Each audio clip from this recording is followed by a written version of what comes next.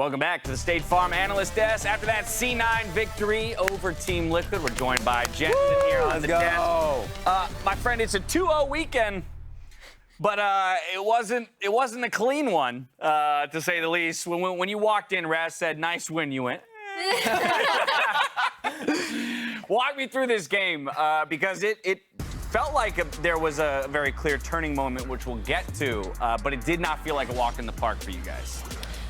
Honestly, it did not feel like a walk in the park, but at the same time, I feel like TL didn't really do much. It was kind of just us making a lot of like stupid mistakes, and even after we made those mistakes, it still felt like we weren't really like pushed or pressured too much, so we were just making mistakes here and there, but it was still a walk in the park, I'd say. In looking at these drafts, we were actually kind of wondering, like, okay, you guys locked in a more early game combination, but one of the things that TL has actually been criticized for is like not doing a lot with their early games. So is that something you guys thought through, and how did you feel like your draft matched up with TL's? Yeah, I mean, when I think of TL, I don't think of a team that's super good at being proactive in the early game. So I feel like no matter what, we're gonna have a chill early game against them. I mean, we didn't really have anything specifically prepared for TL. We went for the Kalista Renata bot lane, which is kind of a snowball pick, but at the same time, it's really good at just securing objectives. So we kind of just got all the dragons, and yeah, it was a pretty chill game. So did you feel, you said chill the whole time, were you ever concerned about like the Cog Lulu potential scaling, or did you feel like the drafts were pretty even because you had the Azir?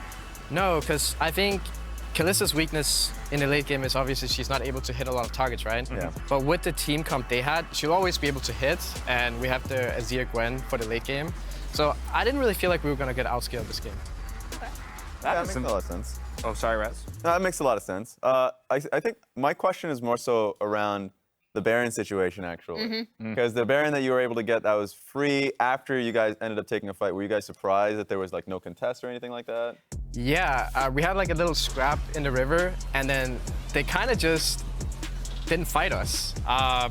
Afterwards, we put a ping and we just started hitting it. They all just based. I didn't know where they went. We were shocked too. Yeah. We were like, did they think they couldn't contest you? Did you guys like mind game them somehow? Because from our perspective, after you cleared their pink and dropped your own, that it was like pretty telegraphed. Were you trying to just get them to step back forward to re-engage a fight, or was it actually just thinking you could sneak the Baron?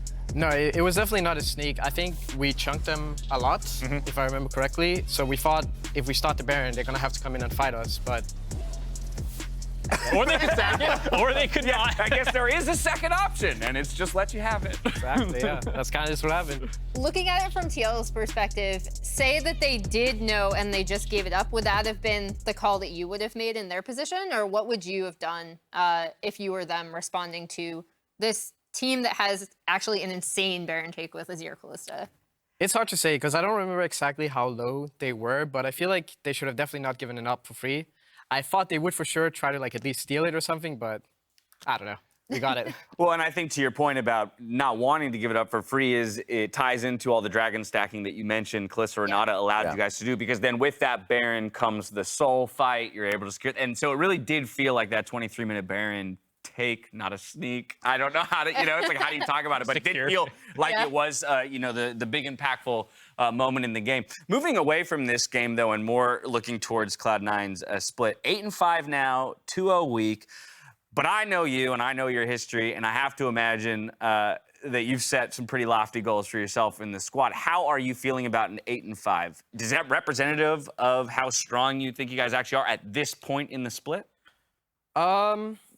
In a way. I mean, honestly, if you think about it, I think we played the first week with subs. So if you remove that week, I think we're actually tied with EG. 8-2, yeah. Yeah, so we're 8-2 with this roster. So I think that kind of represents pretty well how we're doing. I mean, a lot of our games have been really, really close, but I think we're making a lot of improvements week to week. And even though our games look a bit messy, I think we're actually like on the right trajectory. Yeah, there's been a lot of conversations about the team element for you guys in Cloud9, but of course I want to know more about you individually, because you had that break, you came back. How would you rate your own individual play in the split? Because it's like past 2 weeks have been insane, but wanted to know from your perspective, since of course, like you, as you said, have high standards for yourselves. Yeah, I mean, I think I understand the game about the same, and I understand the meta pretty well. I'm just still making a lot of mistakes that I wish I didn't. Like, for example, today I think I died a bit too much. But other than that, I think I'm playing team fights for the most part and stuff pretty well. So I'd say I still have a bit of work to do, but I'm getting there. There we go. I think the point about small mistakes in like some of the early games that you guys have had where things slip away, but then you recover, as an analyst and sometimes the community watching sees the mistakes and they go, oh, they're not performing at that level. But then the fact that you guys always recover is sometimes an underrated skill set. Yeah. Like, do you feel like, well, we have a confidence because when we do fall 3 or 4K behind or our top lane's getting snowballed on, like, we're going to be okay? Because that's happened a number of times.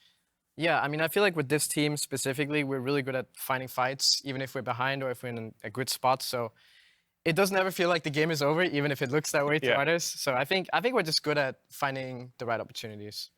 How has it been just hopping back to Cloud9? Not a ton of players, you know, go from one org to another and then back to the OG org, even if, you know, we have got many players who've touched more orgs than you ultimately. What's that been like? Are there major differences between the version of Cloud9 that you left and the version of Cloud9 that you're on now?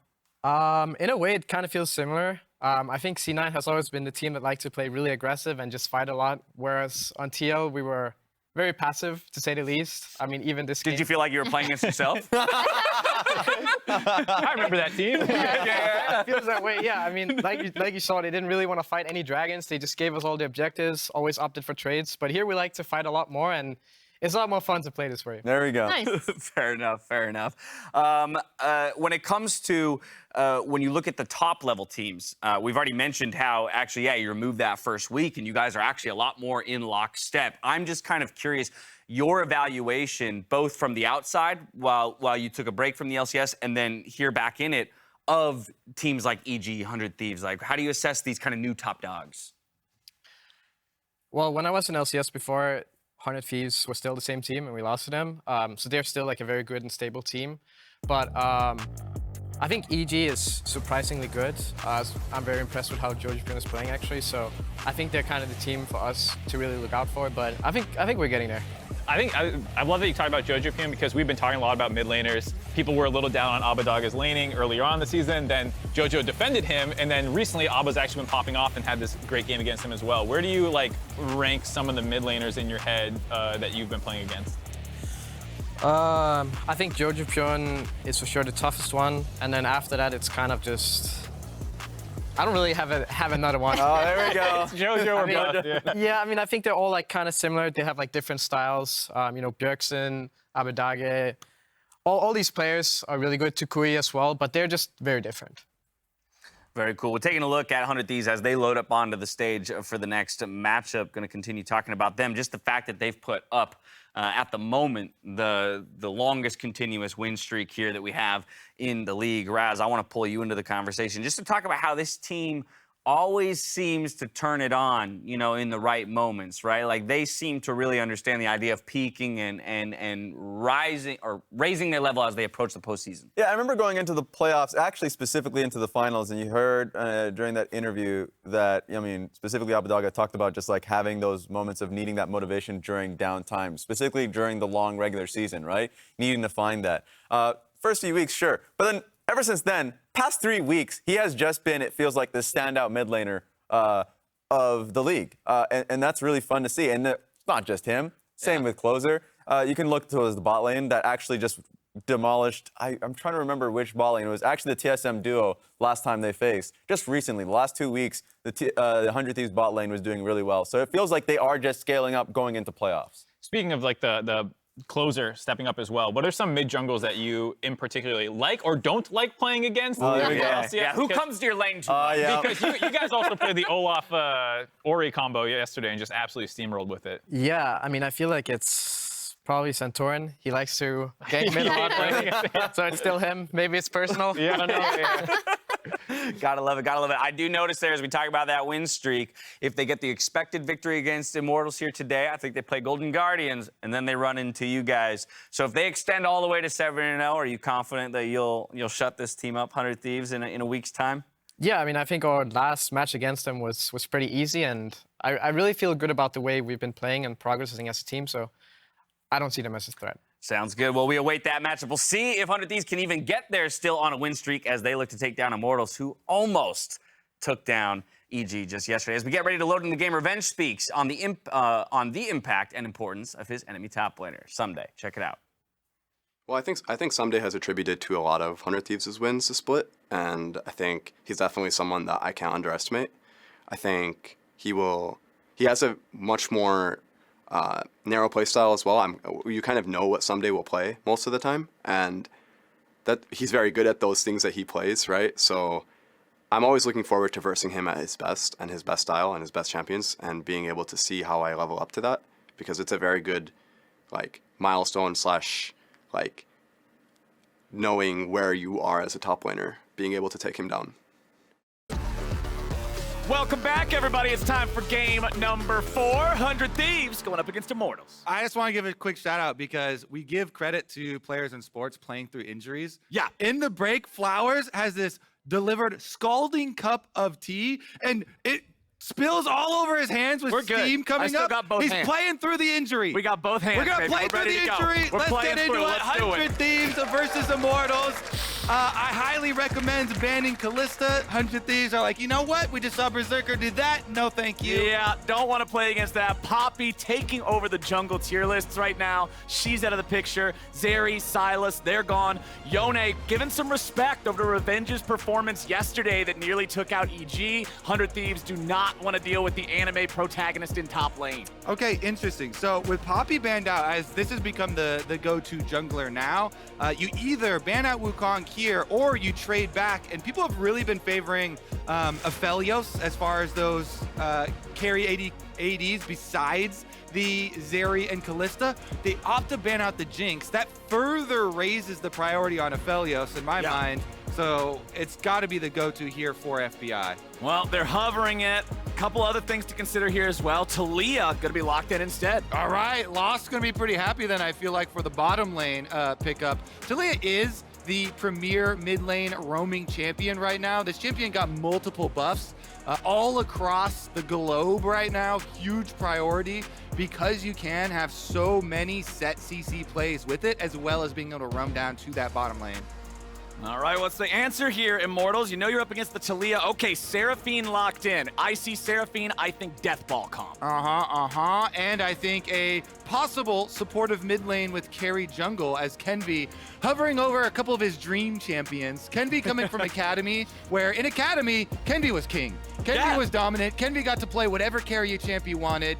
Hover LCS over is a little different. Yeah, hover over there, some Kindred, you know, some Kha'Zix style stuff. But in the end, once you go on the LCS, need some of that early dueling power Viego's coming still from the pretty Viego. Still pretty chatty. Yeah, it's not like you have to play like a full tank or something. You're not on Sejuani duty or anything like that. So, Viego, you'll take Viego. That's cool. All right, 100 Thieves, what's the response here going to be? Sivir really rising up in priority here recently after the buffs that changed her from lethality poke back to a traditional crit scaling team fighter with a lot of power. What else do they want to go for here before the second round of bans comes in? Well, Abbedagge is probably going to be the one with the Taliyah. They could move it to jungle for closer. I guess we will see here. Viego definitely is scary early on. If you get the jump on Taliyah, it's going to be a bad time. Gnar blind pick, secure this one before we go to second bans. Man, this is a pretty powerful, first set of picks for 100 Thieves. They got priority for 2 solo lane champs, both Taliyah and Gnar.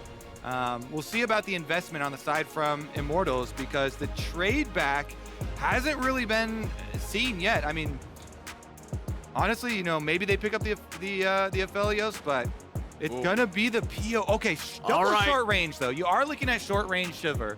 So PoE has had successful use already of the Swain. This is very good into shorter range AD carries when you're looking for these clump team fights and become this massive immovable object on the front line with a Seraphine behind you healing you up. Exactly. Swain might be a big spooky military commander and Seraphine's an uwu anime girl, but they get along so well. They are best buddies. They make this death ball. It's impossible to fight into them in a straight up team fight because they're so powerful. They control so much. So I'm really excited to see how Immortals is going to do with the rest of this draft. They do remove the Yuumi. Very effective with so many different champions. Alistar is going to get hit by 100 Thieves. Targeting supports, the name of the game here for both sides. Yeah, Sivir Yuumi super scaling and hasn't been punished very heavily in lane. Sivir still, even after the early game nerfs to wave clearing with Q being down a little bit until you get your crit scalings in there.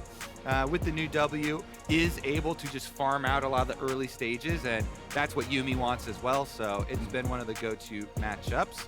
We still have Renata on the board, but if it's going to be a bottom lane Seraphine, now that PoE has taken the Swain, and not a support Seraphine, then look for a little bit more engage for the side of Immortals, either top lane or support engage.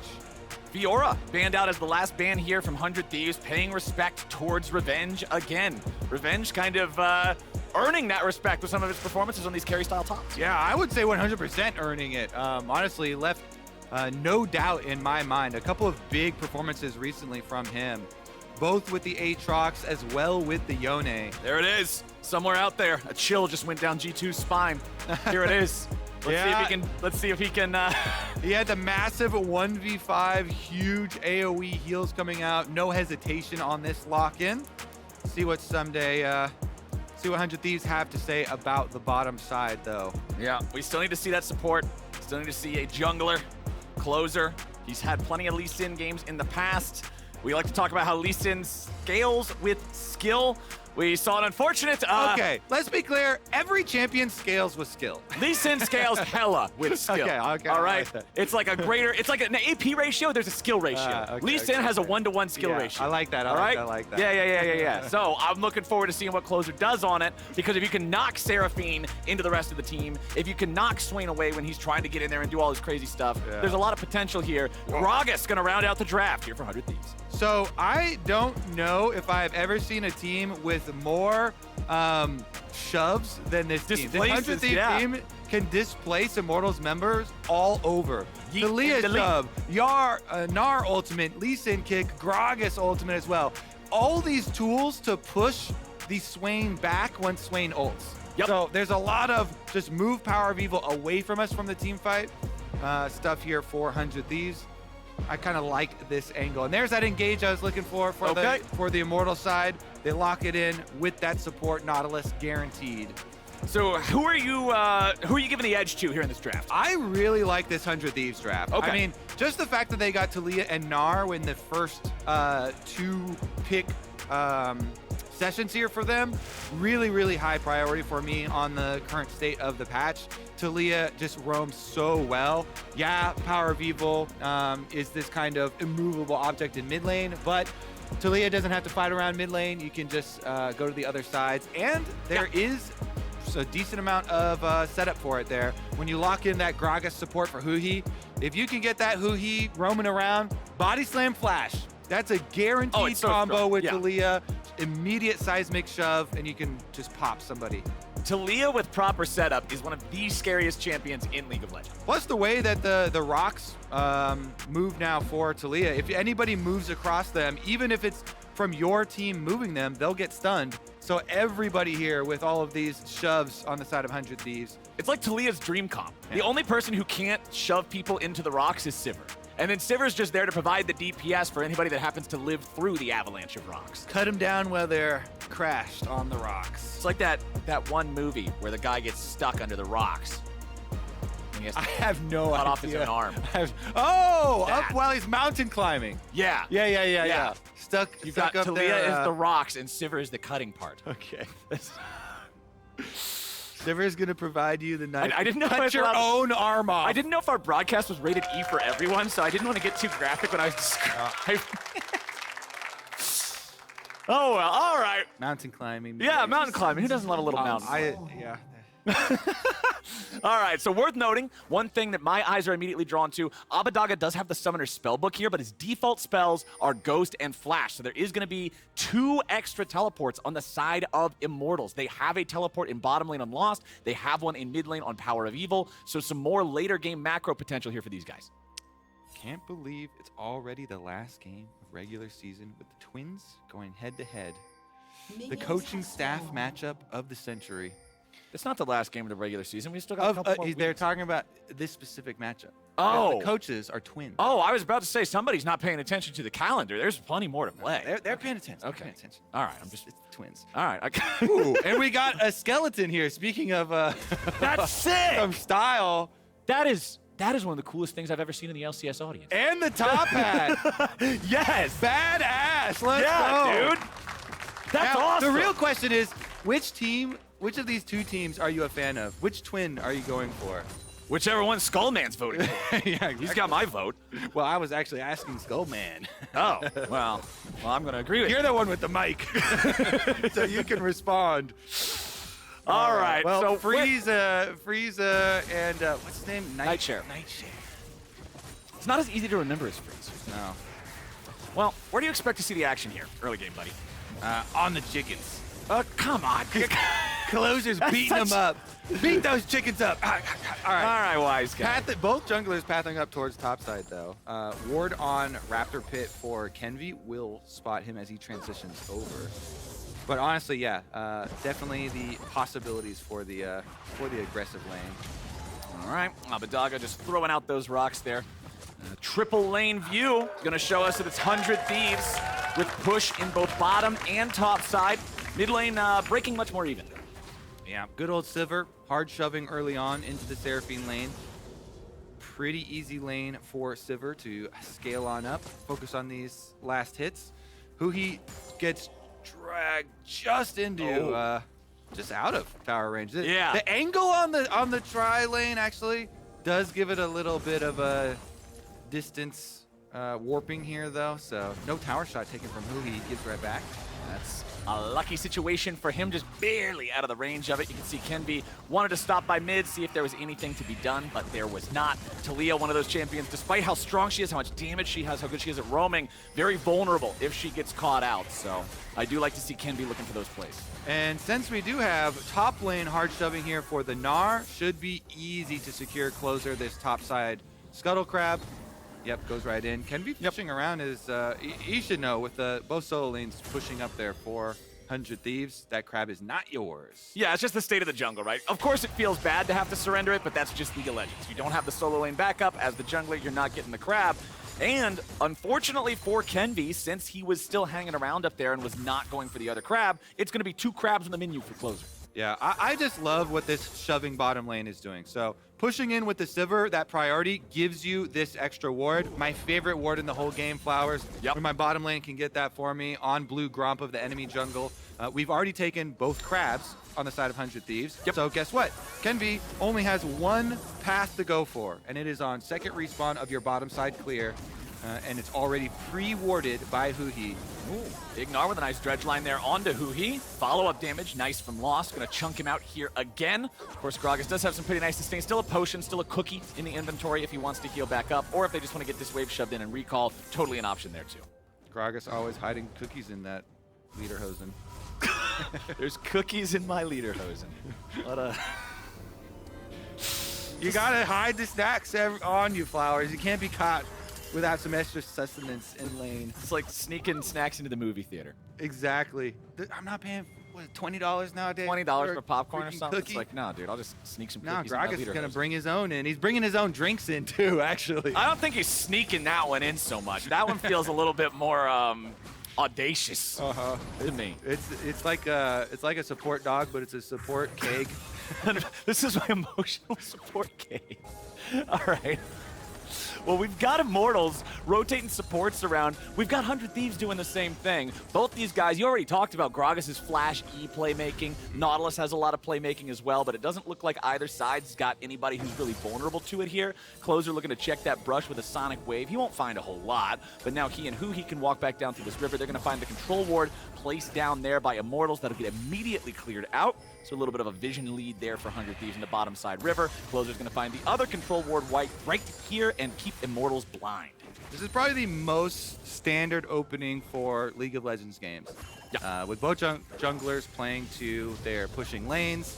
Then we have the synced support recall timers. Both of them with mid go out mid to try and get that vision control. 100 Thieves win that fight as well. So all of the super minor objectives in the game. All of the earliest, smallest check marks on your to-do list have gone the way of 100 Thieves. They took out the trash and they folded the laundry. Great job so far. No first blood, but all the small steps taken care of. Hey, League of Legends is a game of small steps, right? Like, sometimes it's the things that feel like the smallest mistakes that can end up costing you the most, biting you in the butt. As long as you're not getting bitten in the butt by small mistakes, you're feeling good. These small mistakes are mosquitoes now coming. Yeah, I don't like mosquitoes, for man. ya. I hate those guys. Well, let's see bottom. huhi clearing out some wards here. Takes out the Vision, has their control ward. 100 Thieves winning the Vision game here early on around the bottom side of the map. You can see they got the control wards there in the Pixel Brush in the bottom side river. And with the mid lane and bot lane control, it's nothing but crabs all day for Mr. Closer. Meanwhile, I actually do think it's really nice CS from the Seraphine lane. They've been getting hard shoved into the tower, but Lost has done quite a good job picking up all the CS here. Seraphine does scale quite nicely with AP. That's one of the things people underestimate about the champion. Until live, when those AP ratios get a little nerf as needed. huhi gonna yoink that blue buff. Thank you very much for the leash. Oh, throws the barrel out. They're just stealing everything away from Kenvi. The power and the control over these two lanes. This is the jungler's nightmare. Both of your lanes don't have priority. They're kind of stuck underneath the turret. The enemy team is all grouping up and working together to steal every single one of your resources. Closer's getting ahead. Yeah, the to-do list, the items are getting a little bit beefier as well. Stealing away blue and Gromp, that's more like washing the whole SUV. Big task done here. A little bit more investment from 100 Thieves. They replenish their vision deep in the jungle too, so once again, getting value here out of the early plays. You mentioned this, how small the steps are in League of Legends, and it's a lot about these baby steps. Those baby steps have this knock-on domino effect as well. The first one gets you the next ward a lot easier. They retain second Scuttle Crab as well down there over Dragon protecting it, which means they can move up to Rift Herald. Okay, 100 Thieves will start this one up. Immortals not wanting to just let it go. They're bringing in Kenvi and PowerOfEvil. Top laners, both still in top lane. Looks like it's going to be Ssumday coming down first, but Revenge is following right beside him. Herald still at about 2,000. Might still get one more eye opening, maybe not. Revenge has the world ender. Okay, they have control over the Herald here. The eyeball is open. Kenvi and Immortals are going to secure that one. IMT just walks in and takes it. It looked a little weird to me at first, but Revenge uses his ult and flash just to get to the team to make sure that they can have a better battle line set up if 100 Thieves try and take that 3 for 3, and they force down the Herald off of it. So flash used and invested for Revenge there, and it ends up getting traded by Closer in a very effective manner. The objective acquired, and you actually get more concentrated gold because PowerOfEvil was the one to pick up the eyeball. So PowerOfEvil won't have to share any of the turret plate money from the Herald with his jungler. Gets to funnel the Swain, basically. I mean, yeah, that play looked a little wacky at the start, but the result is awesome. Good stuff from Revenge there and Immortals just as a unit. As Kenvi's coming up here, Ssumday has turned back into Mini Gnar, but he should just be able to hop, skip, and jump away from this one. Closer finds Kenvi there in the river, doesn't land Sonic Wave. I've really been enjoying this recent arc from Immortals. Okay, so first, the whole team overall, they come back after the break week of LCS, the extra week of practice. And they really invested in themselves. The coordination, a lot better. Their early game planning, a lot better. But also, this resurge of Revenge. He's had multiple games, really big performances from him. The Aatrox first, but then also the Yone game. Even though they didn't get the victory there, a lot of big individual plays. And you can tell he's looking for angles for himself to actually be the carry and not trying to play just off of teammates. Well, we've got a still very modest gold lead for 100 Thieves, but no kills on the board. That Rift Herald just about halfway expired here in PowerOfEvil's inventory, as Immortals are going for the first Drake of the game here, 10.5 minutes in, very late first Drake. It was a Cloud, so those generally don't have as much pressure, as much priority on them compared to some of the other ones. Kenvi can just secure that one nice and easy. No knives in the inventories means you do have that 900 threshold there on the smite, so easy to do. No chance for 100 Thieves to try to move in and steal anything. As FBI working on some plate money down here in bottom.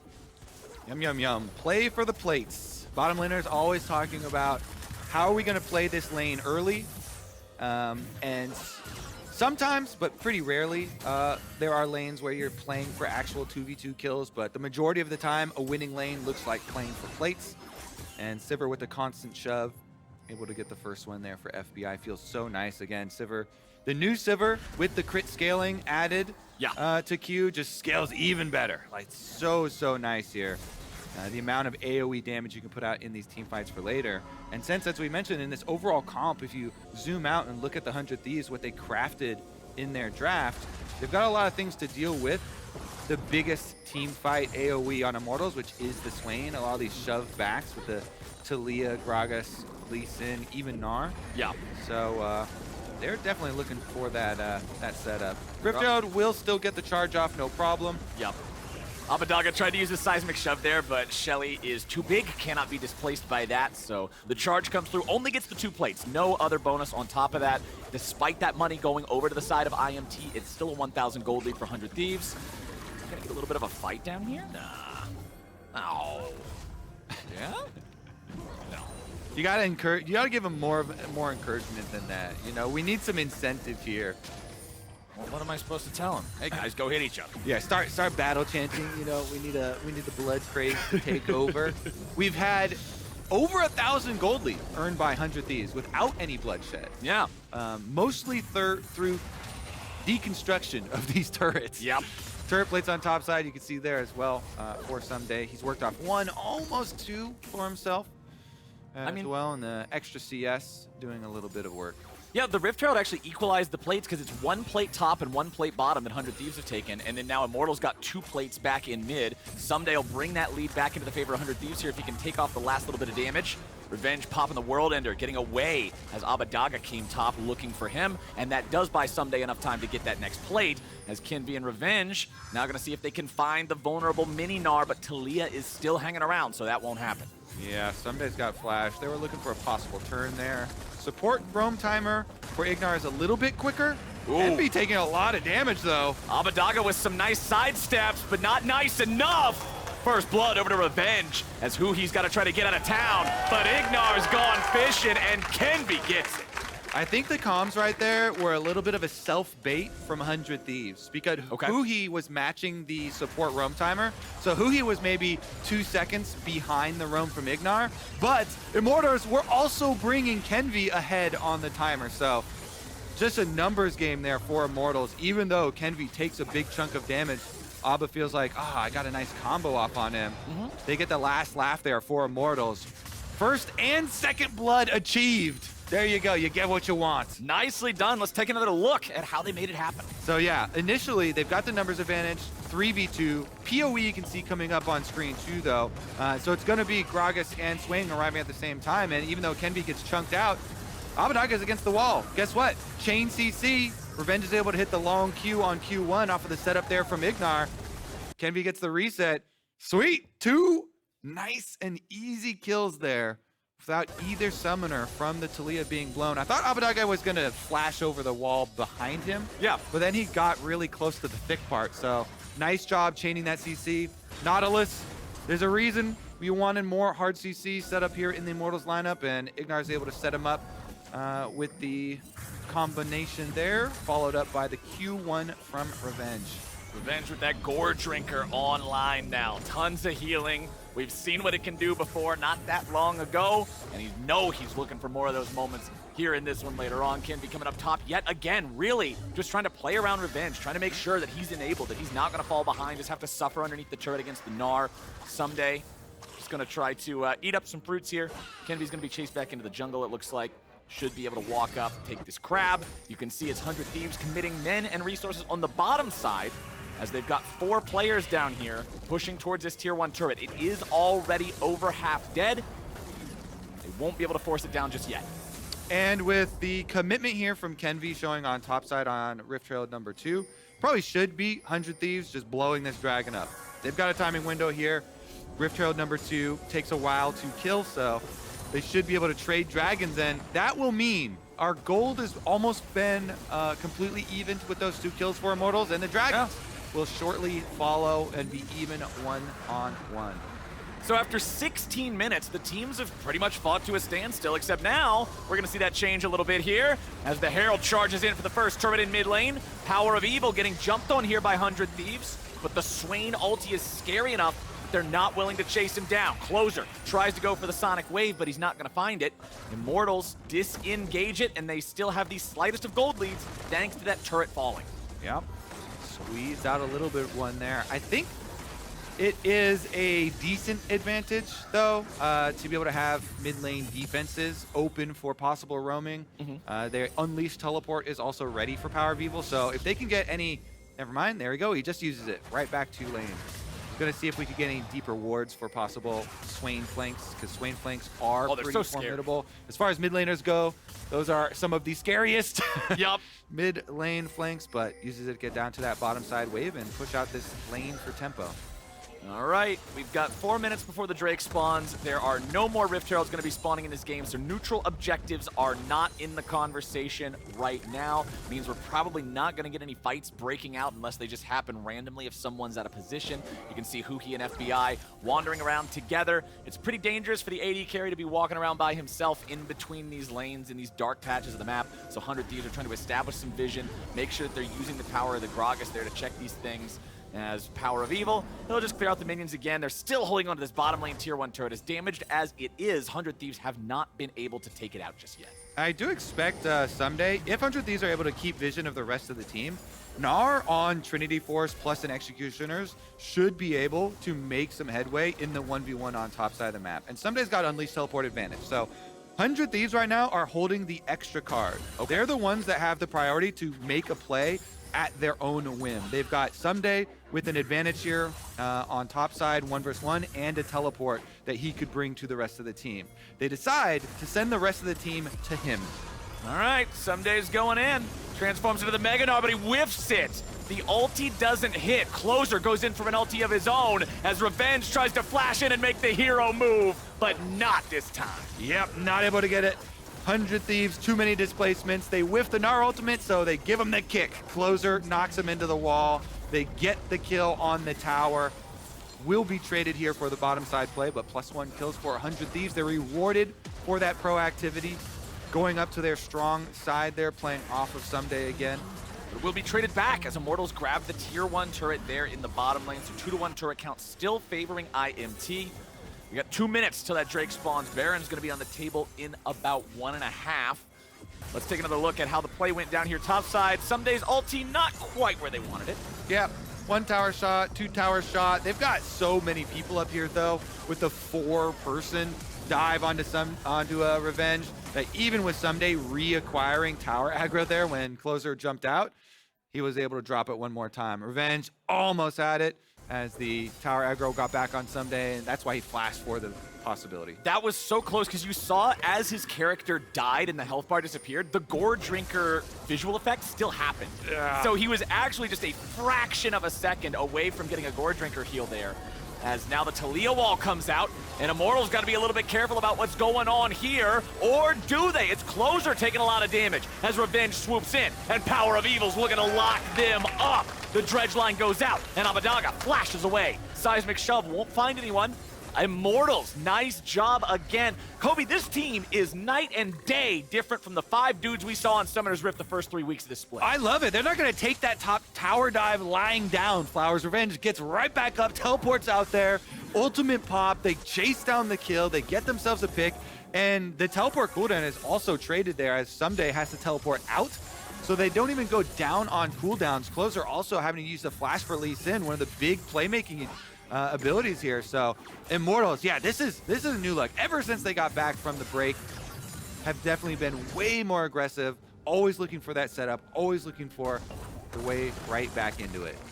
And Abbedagge is just going to keep shoving up here. I like the fact that 100 Thieves is trying to find plays to make, like using the Taliyah wall, blocking these guys off, but fighting into the Death Ball, fighting into the Swains and the Seraphines, it's just so difficult.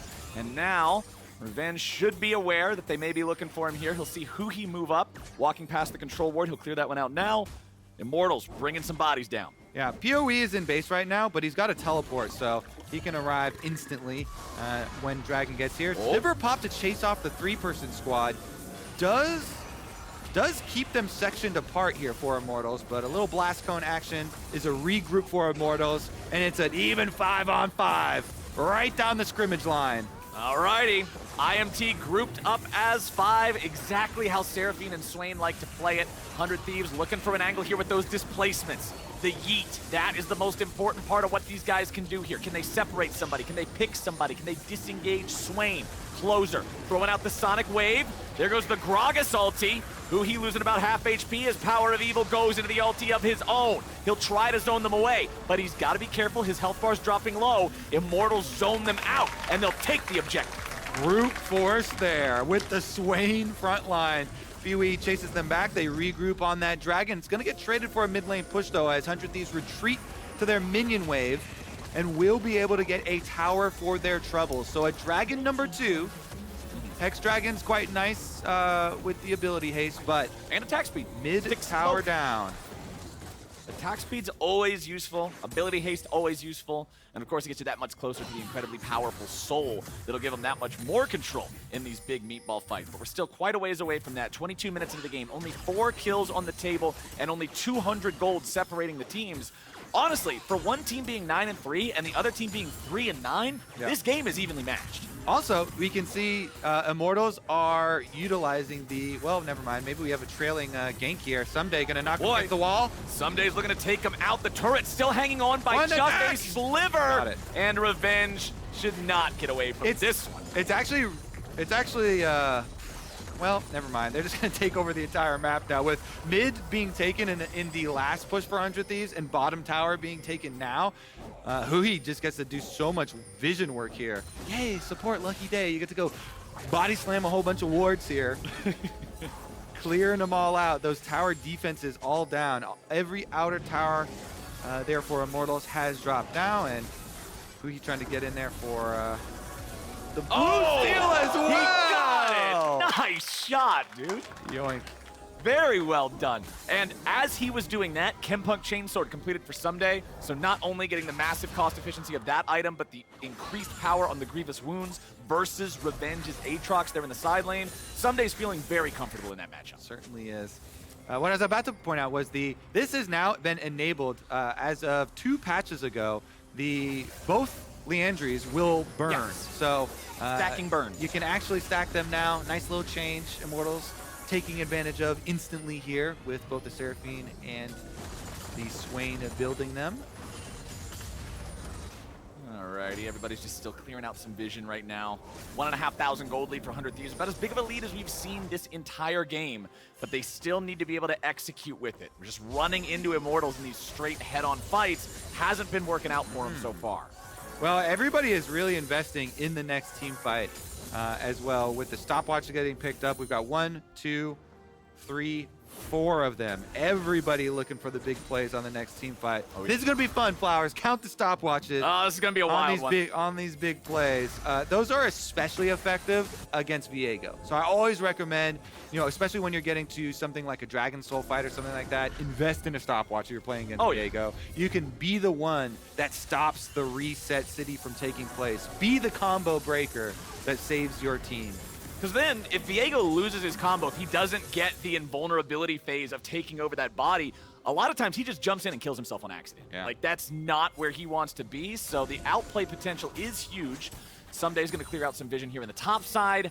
With Baron being alive, 25 minutes into the game here, one big convincing team fight from either side could just determine the entire fate of the game because of the fact that now you have that big reward to take, because then you can snowball that into even more. 3 turrets versus 2 turrets. Neither side has lost a single tier 2 yet.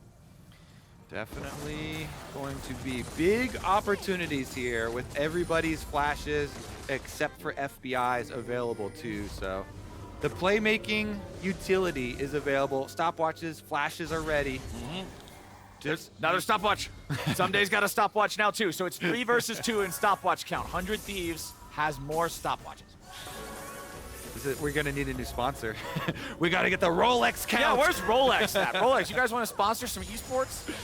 Hit us up. I'll be happy to sport one up here on the caster desk. No problem. You send a couple my way. We'll try There's a little tryout, test phase. Exactly. Sure. All right, Immortals. Let's see what they can do here with this death ball. They got about 35 seconds before the Drake spawns. I expect both teams to be willing to fight for this.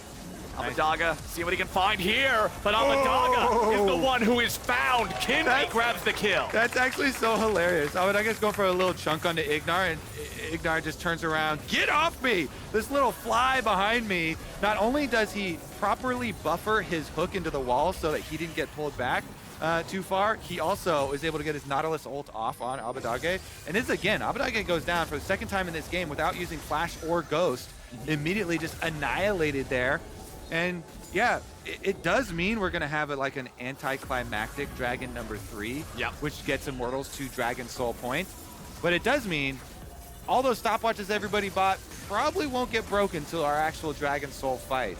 Yeah, there's no reason for anybody to really commit those to use them here. So there you go. Soul point for Immortals. Gold lead stays about the same for 100 Thieves, but that Hex Tech Soul is something fierce if IMT can grab it. Yeah. Dragon sponsored there by Abbedagge himself. Congratulations.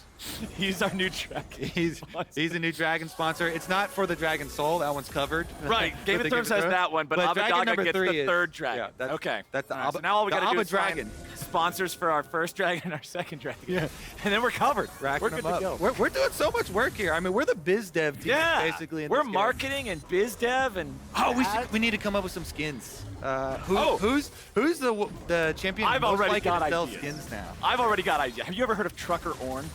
Yeah, that one sounds great. Yeah. The ram is a truck. And all right, we're gonna honk. have the left side of Trucker Orn is gonna be more tan. Yeah, because he's that's out the window side. Yeah. His cue is a little traffic cone. When he rams into it, he makes a like tire screeching sound. We'll have multiple chromas, but every time the left side's more tan. Yeah, and he wears a different trucker hat. I've been thinking about this. I think this is a real. Can we get him a tie-dye shirt? Tie-dye is pretty popular nowadays. Yeah, we can get him a tie-dye shirt when he would normally use his blacksmith thing and make his items. He gets on the CB radio, breaker. Like this would work. Skin team. Calling in the items. Yeah. Right. No, Trucker Orn. That's my marquee idea. I don't know. I think it would bang.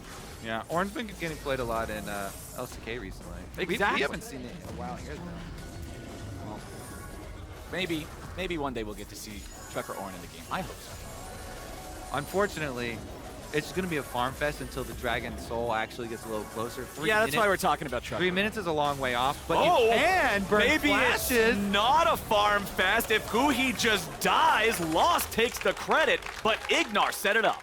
Nice. Is this the unseen power that we have? We can cast or curse them? We can just talk about random garbage until we can cast or curse them. Guess what? It's going to be a farm fest. Boom! Kill! All right, we're going to get a Baron attempt here. Are they going to get the teleport out from Ssumday? He's walking over now. There's the teleport. This is what Immortals want. They're matching teleports for the fight. Okay, you can see they tried to... Why pull off and match the teleport? You got the cooldown advantage there by getting the teleport out, but then you just lost it by using your own teleport, and you pull off Baron anyways, and 100 Thieves get more tower damage out of it. They also didn't line up their ability timing correctly with the teleport showing up. Like, they wanted to catch him as soon as he arrived on the TP, but it went kind of like what we did with the pause. So, yeah, that was definitely some breakdown in comms. Okay. Because what you're getting out of that Baron start is either, all right, we just make them teleport over, then we get off Baron. So we're +1 teleport cooldown. Or we match teleports because we get Baron low enough and we think we can actually, force this fight. But they get neither there on the side of Immortals. Slips right through their fingers. That's okay. That objective is the practice objective. Right, exactly. So one thing I also want to point out here, because we do have 3 stopwatches versus 3 stopwatches now, but the bigger item that's coming online, 3 items now for FBI's Sivir. Because Immortals is running a Seraphine bot lane, yeah, they get a lot of power out of that. You get a lot of healing, a lot of sustain, but you don't have that same DPS physical threat. And now that FBI is fully online with triple crit items, it's very, very scary if he gets some pre-firing time in one of these clumped up fights. Yeah, and they've already pre-bought 2 upgraded Grievous Wounds items for the side of 100 Thieves. So they're very ready for any of the healing of Aatrox, Swain, Viego, Seraphine, all 4 of those champions. Anybody other than Nautilus. They've invested heavily here. So 100 Thieves, they've paid their healing taxes. They've got Ssumday as well as Abba paying those for the entire team, I guess. Yep. just helping each other out here, as we do have under 1 minute until what would be the Hex Soul for Immortals does spawn. 100 Thieves seriously want to stop this. They can't afford to have somebody get picked like last time, give that away for free. So it looks like we're going to have a bit of a standoff here in mid lane as the waves get shoved out. Ooh, nicely done. PowerOfEvil now going to be thrown forward. He's very, very... Oop, I don't know, is he going to survive this one? Flashes away from the seismic shove. Nicely done, staying alive. Ssumday's coming in, and 100 Thieves are looking to go even further. Kenvi's already on a killing spree, though, as Closer has jumped in, trying to find a little bit more. Immortals have already lost 2. 100 Thieves have only lost the 1. Revenge is on the run, and Ssumday's on the chase. Seismic shove's gonna find the Aatrox, and Ssumday's stopwatch buys time. Lost tries to fight, but 1v4, not even the power of K-pop's gonna save you. 100 Thieves run him over. Flowers, this game has been determined by individual picks. PowerOfEvil gets picked off, and 100 Thieves run it straight through their base. It's only IgNar left. I think this is just the end of the game. 100 Thieves, 4 members on the Nexusaurus. IgNar trying to do everything he can. IgNar wants to just try to get enough time for his teammates to respawn. He can't do it. That's the game. 1 fight, 1 game, 100 Thieves.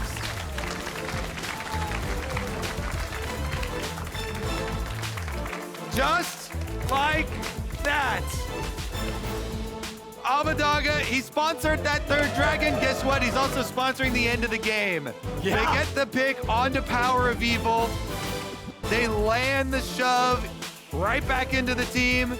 Another shove with the Gragas ultimate following it up. And all of a sudden, 100 Thieves finish this one versus Immortals. No attempt even on that Dragon Soul. That game had, what, 4 kills at 22 minutes and it ended at 32 minutes? That was quite a snap finale there. FBI farming the whole game on that Sivir. Able to chop him down in the last team fight. Ssumday with the flank to make sure after PoE was able to escape the initial engage off his Zhonya's plus flash away. Yeah. Ssumday's there to catch him. Nicely done from 100 Thieves, getting the most out of the moment that they found. I'm definitely not going to say it was a clean game. There were errors. Immortals was fighting back against them for the majority of the game. But it's like we were talking about, the weight of mistakes can be different in League of Legends. And that fight, that catch, the execution there from 100 Thieves just sealed the deal, and they're going up to 10-3. Second place for 100 Thieves. Feels nice at the top. Honestly, pretty smooth sailing for them recently. Yeah. They seem to be cruising in that second place spot. So heading towards playoffs, just going to be about these little moves for positioning. And I still like what we're seeing out of Immortals. I still think this team is improving a lot from where they started. Definitely liked it less this game. Yeah, a little bit less this game. There were some oopsies. The teleport around the Baron was like a pretty big head scratcher for us there, but it's still so much better than what they started off with. Unfortunately for them, their record is now not very good. It's 3-10. They've got a long way to climb. Fortunately for them, 8 out of 10 teams make playoffs, so it is still within that grasp. But Immortals, they got to keep getting better. They got to keep pursuing these things because we have seen some glimpses of brilliance out of them. They've had some close ones, but they actually need to walk it across the line because, top 8 make playoffs. They're currently in number 9. So they got to move up at least 1, see if they can actually do it. Revenge, though, I do like what we've seen from him. He's making a lot more of these individual plays, looking for those opportunities to pick up kills and open up angles for his team. And as 100 Thieves have won the game here, we're heading over to the stage to join LeTigress and huhi for our Verizon postgame interview. Thank you so much, Captain Flowers. I've got huhi here after the victory. So I do want to just start by getting your raw analysis of that game. How do you feel that you and the team performed? Honestly speaking, not that good. I think the game was a little too boring, and also we made a lot of mistakes. But luckily, we had a pretty good team fight at the end and won the game right after that. But overall, the gameplay, I think, and the gameplay, we weren't that happy about it. Digging into that a little bit more, how you're saying, oh, it was too boring, then we made mistakes. I feel like there is a little bit of a trend sometimes when talking to players. There wasn't a lot going on in my head, so we started to slip up. How is that when it comes to keeping that mental fortitude, depending on how the game is feeling and the vibe? I think we just make sure like we got each other's back. For example, like in the top, Felix was kind of like smurfing in front of them and made a mistake afterwards, but like it's fine. He tried to make a good play, and then it happens that he messed it up. I think we just got each other's back, like in the comms, like making sure like he's okay and he's feeling good too. And yeah, I think in terms of draft, we didn't really see that many good windows to go in, but I think in the end we found it well. Yeah, and in the end, you did get the victory overall, 100 Thieves, making your way with playoffs down in the distance. One thing that I enjoy about you and FBI as a bot lane is you're all very critical about where you stand in the league, where you feel you are as a team. How would you kind of rank yourselves as a bot duo compared to others in the league right now? I think right now I can say that we're in the top 3, but I don't think we're really happy with that as well, because I think we're top 3 not because we're good, I think because other bot laners are not that well performing as well. So I'll rather be like us performing well and being on the higher standard. So I think we're both being like pretty open about like confronting each other, like me and FBI, and trying to improve as fast as possible. In that sense, how much are you focusing on communication, talking with one another, the way that you break down these games? I think out of the game, we should definitely talk a lot about it. But inside the game, I think what we are trying to do is kind of talk less, because if everyone knows what they're doing, we don't really need communication. And I think that's what we're trying to work on. I know that we've heard from Closer, for instance, that he gets motivated by trash talk when people doubt you, things like that. Where do you stand in terms of being motivated, both by those that are supporting you, but maybe those that are trying to tear you down a little bit? I will also say like maybe I'm more so on the side of like getting motivated when people trash talk us, because I don't know, it always feels good to prove them wrong. And also having a common enemy as a team also makes you fight harder or have a same goal as a team, and that always helps you being focused on the right track. Any particular enemy right now? Any image in your head on who your biggest enemy is that you want to call? Yeah, I mean, literally every other LCS teams. We don't like them, you know? I'll take it, I'll take it. Congrats on the dub. Thanks for stopping by. Thank you. We do have another game to go on this day, everyone, so stay tuned. As we go to our break right now, though, it is time for a Where Are They Now? Catching up with a former rookie of the split, Mike Young. Check it out. Has he been amazing? He might be able to kill Xmithie here. What is he doing? Him execute! Getting pressed on. Mike Young there, though. But Mike Young! Oh my God! You don't see that in a rookie player. Mike Young is our most outstanding rookie of the split.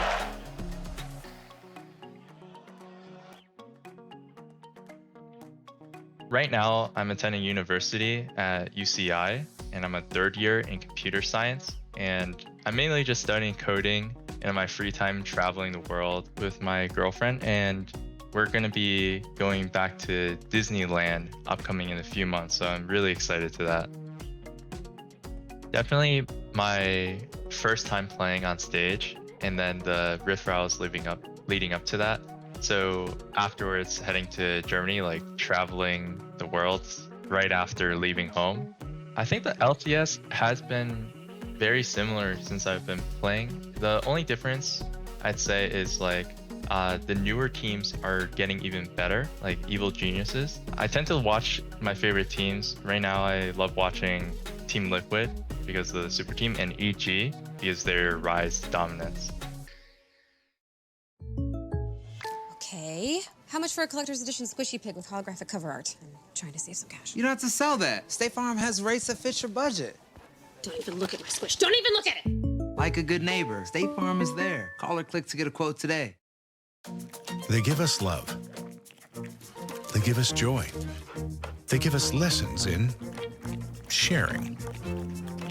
So give them some love back. And what says love better than something you can chew on? Use your MasterCard to make secure purchases from anywhere. So your gift will end up in the right hands or mouth. Because being there for each other is priceless.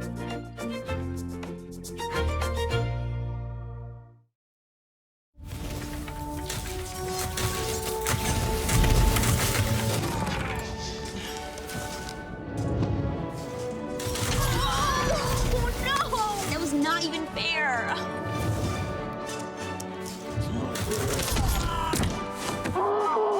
What if respawning was refreshing?